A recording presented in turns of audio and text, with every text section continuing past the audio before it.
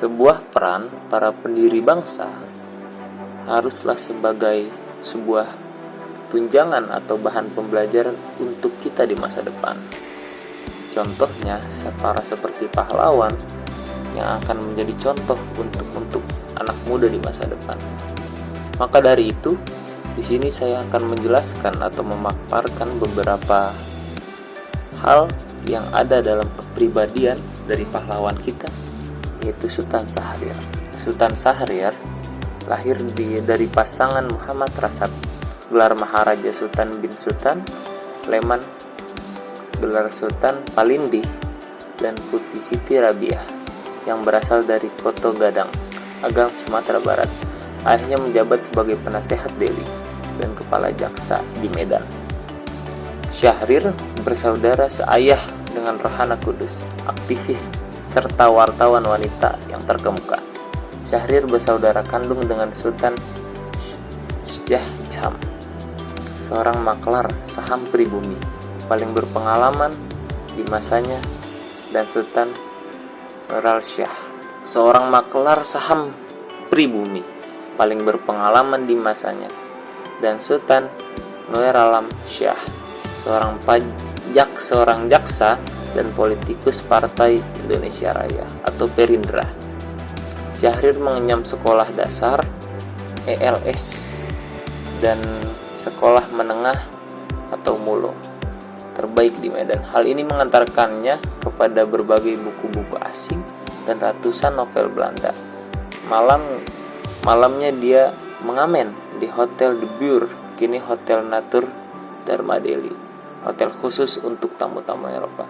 Pada tahun 1926, ia selesai dari MULO, masuk sekolah lanjut AMS di Bandung, sekolah termahal di Hindia Belanda saat itu.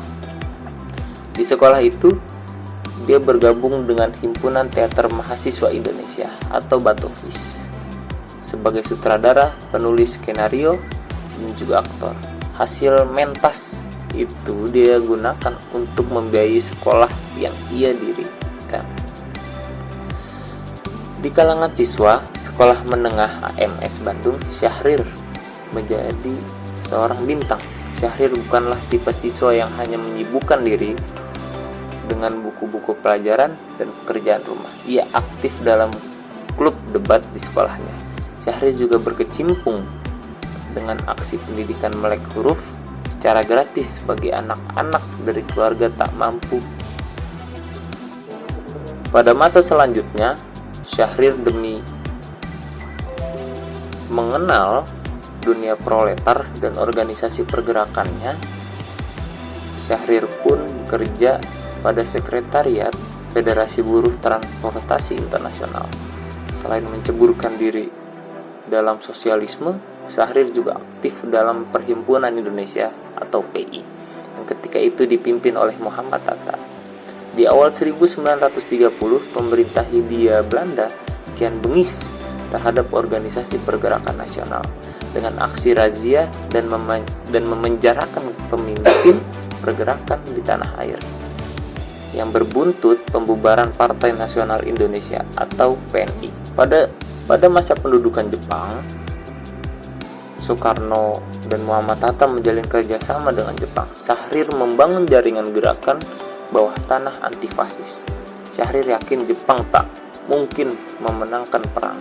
Oleh karena itu, kaum pergerakan mesti menyiapkan diri untuk merebut kemerdekaan di saat yang tepat. Simpul-simpul jaringan gerakan bawah tanah kelompok Syahrir adalah kader-kader PNI baru yang tetap meneruskan pergerakan dan kader-kader muda, yakni para mahasiswa progresif. Sebelum diproklamirkan kemerdekaan, Syahrir yang didukung oleh para pemuda mendesak Soekarno dan Hatta untuk memproklamasikan kemerdekaan pada 15 Agustus tahun 1945. Karena Jepang sudah menyerah, Syahrir siap dengan masa gerakan bawah tanah untuk melancarkan aksi perebutan kekuasaan sebagai simbol dukungan rakyat. Namun, pada saat itu sikap Soekarno dan Hatta tersebut mengecewakan para pemuda, sebab sikap itu berisiko kemerdekaan Republik Indonesia dinilai sebagai hadiah Jepang dan RI adalah buatan Jepang. Guna mendesak lebih keras, para pemuda pun menculik Soekarno dan Hatta pada tanggal 16 Agustus 1945, dan akhirnya Soekarno dan Hatta memproklamasikan kemerdekaan Republik Indonesia pada tanggal 17 Agustus tahun 1945. Setelah itu, pada tanggal 2 Oktober 1946, setelah kejadian penculikan Syahrir hanya bertugas sebagai Menteri Luar Negeri, Presiden menuju kembali Syahrir sebagai Menteri Luar Negeri agar dapat melanjutkan perundingan Linggarjati yang akhirnya ditandatangani pada tanggal 15 November tahun 1946.